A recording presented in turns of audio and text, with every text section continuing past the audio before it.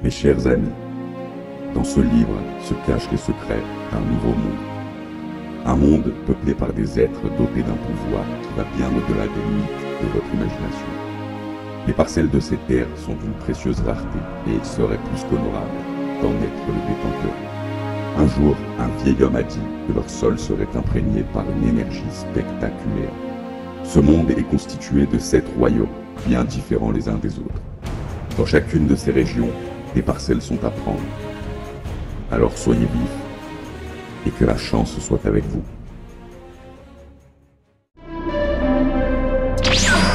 Bon les amis, on se retrouve pour une nouvelle vidéo. Donc vidéo un petit peu particulière parce que enfin, je vais vous annoncer l'arrivée des Landes.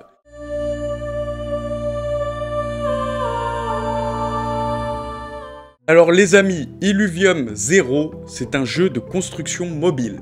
Donc qui se déroule dans le même monde que l'Overworld d'Illuvium, donc le monde ouvert. Donc c'est un jeu basé sur la construction d'un complexe industriel, donc qui sera utile et avantageux pour tous les jeux de la marque Illuvium. Je dis bien tous les jeux de la marque Illuvium. Donc ça veut dire on a l'open world et plus tard tous les jeux qu'on aura, le land, le terrain, servira à tous ces jeux. Après, si tu n'as pas forcément envie d'investir ou que tu n'as pas forcément les moyens, il est quand même possible pour toi de jouer parce qu'il y a les tiers 0.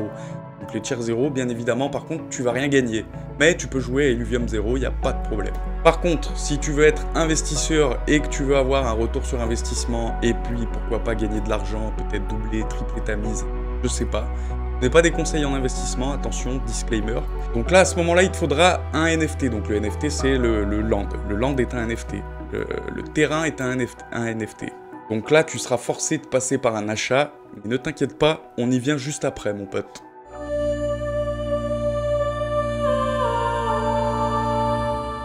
Alors, la possession d'un land va servir à différentes choses. Donc, qui sont la production de ressources et de carburant, mais aussi à la production de NFT. Oui, avec un land, tu peux créer tes propres NFT. Donc ça, je vais vous expliquer juste après. C'est super intéressant avec les blueprints. Mais encore, tu as le droit à la répartition des revenus fonciers.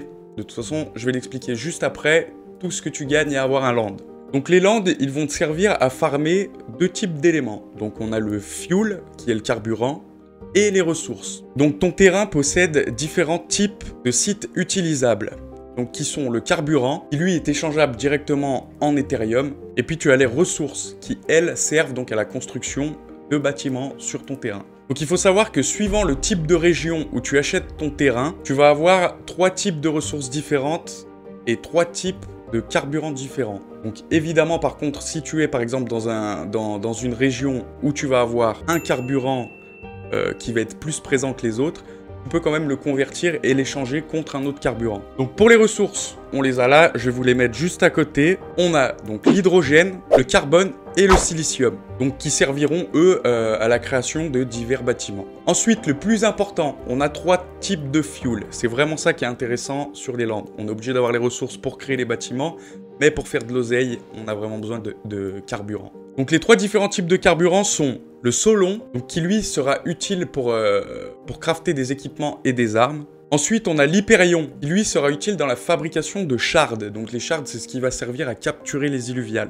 Donc l'hyperion, lui, ça sera plus pour la chasse. Voilà, pour construire vos shards, pour fabriquer vos shards, et puis ensuite aller capturer des illuvials dans l'open world. Et pour finir, on a le krypton. Donc le krypton, lui, son utilité sera à construire des obélisques. Des obélisques qui sont pour le voyage et la téléportation entre chaque continent. Ensuite, on a les blueprints. Donc les blueprints, c'est les plans. Je vais vous expliquer maintenant à quoi ça sert et vous allez voir que ça peut être pas mal. Donc la numérisation de plans. Vous avez la possibilité de scanner des illuviaux pour compléter un plan. Ces plans sont ensuite utilisés pour la création de skins, d'armes et d'armures, et qui sont des NFT bien évidemment. Donc il est important de savoir que votre terrain peut produire des NFT.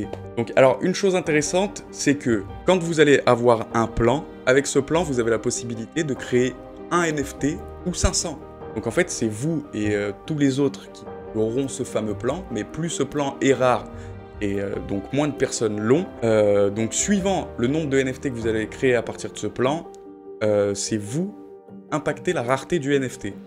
Donc c'est quand même bon à savoir. Ensuite, on a la répartition des revenus fonciers, les fameux REV10. Alors, il faut savoir qu'avec votre, avec votre terrain, il est tout à fait possible de gagner des Ethers. Donc, en produisant du fuel, qui est le carburant qu'on a vu juste avant. Donc, tu as la possibilité de vendre directement ton fuel à la pool contre de l'Ethereum. Et il faut savoir que 5% du revenu total généré par l'achat de carburant iront directement aux propriétaires fonciers. Donc, il faut quand même savoir que le prix du carburant peut fluctuer de plus ou moins 25%.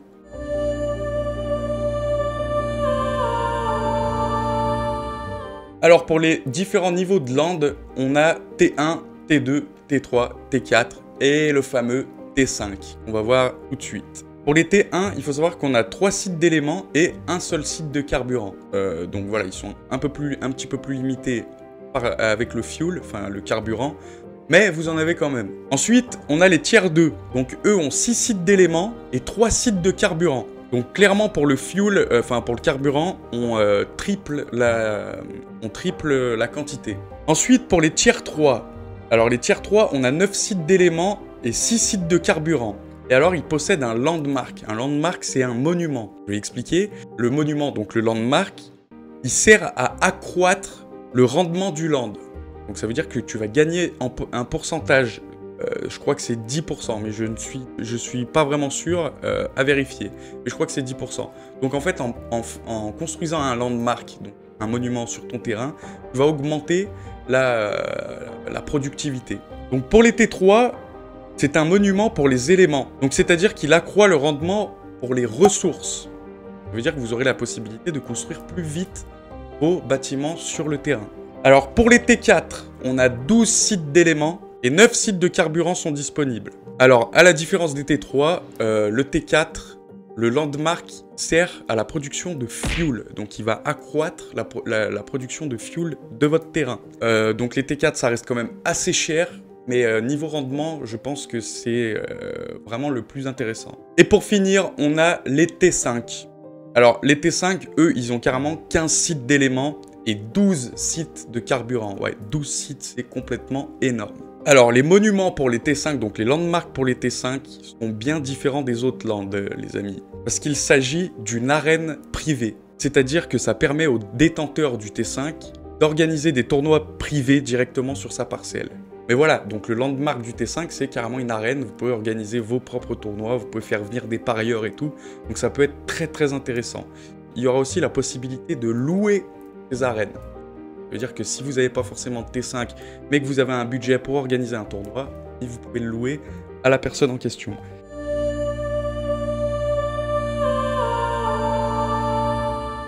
Alors, comment acheter un land? Alors, c'est très simple, la vente se déroule à partir du 2 juin, 9h UTC, donc ça fait 11h heure de Paris.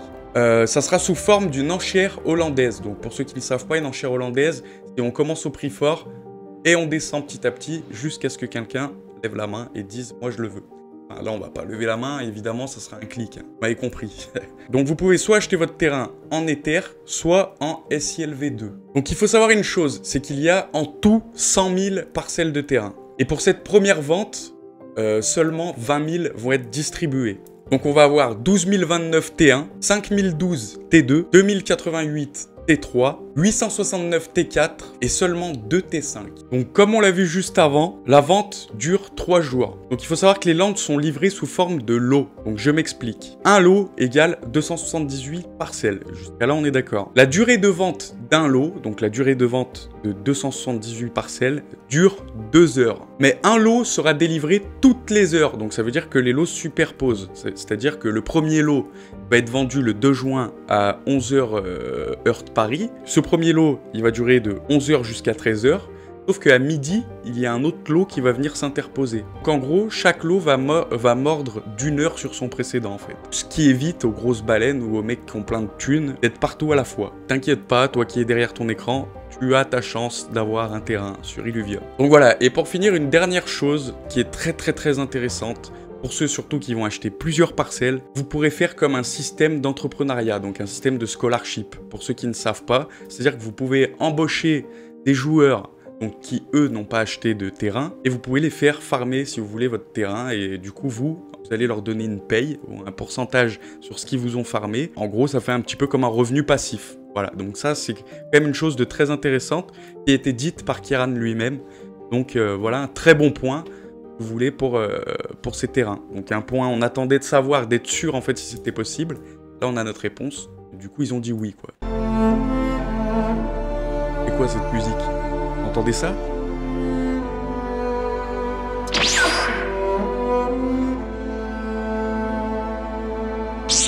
Mes chers amis, je vous retrouve le 2 juin, 11h de Paris, pour cette vente qui se déroulera sous forme d'enchères hollandaises. Alors, à vos portefeuilles, soyez prêts.